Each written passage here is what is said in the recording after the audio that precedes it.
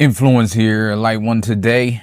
I got the switch spot here, and I'm gonna show you how I'm putting this on the Hasbro Studio Series Matrix in order to make it go on and off automatically so I don't have to push the button. All right, so let's check this out. Transformers reviews, tech and the news, whatever else I use as a muse. Hit subscribe, I appreciate the views. Influences interest on YouTube. So first I do have to shout out Eric, longtime supporter of the channel, always leaves me comments.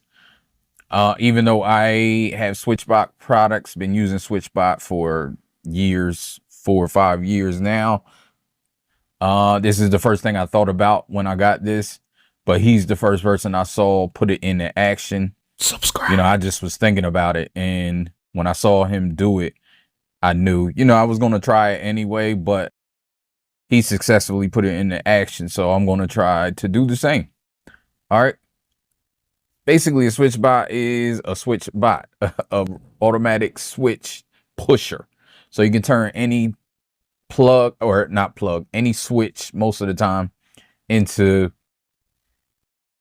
automatic light, which is any light switch basically. So you can add this on. It does come with a string and other things to add on to different types of switches, so you can make them easier to add this on.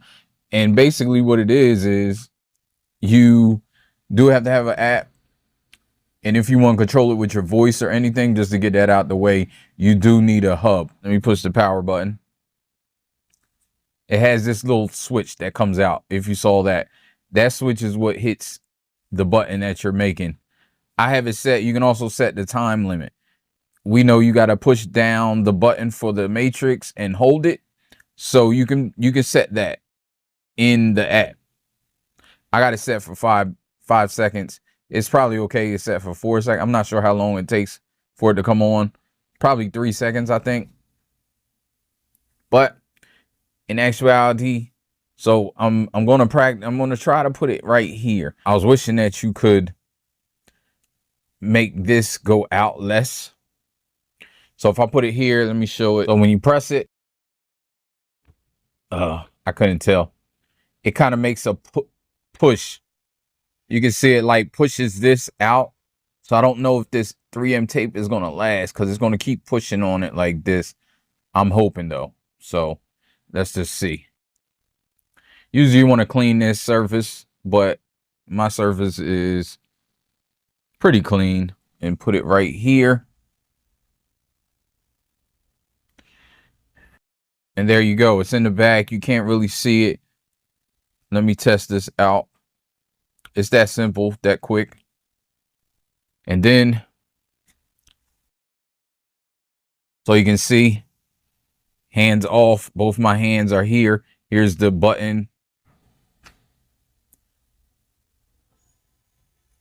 And that's it. Both hands, you know, I haven't pushed it. Let me hit it again to turn it off. There you go. It's just that simple.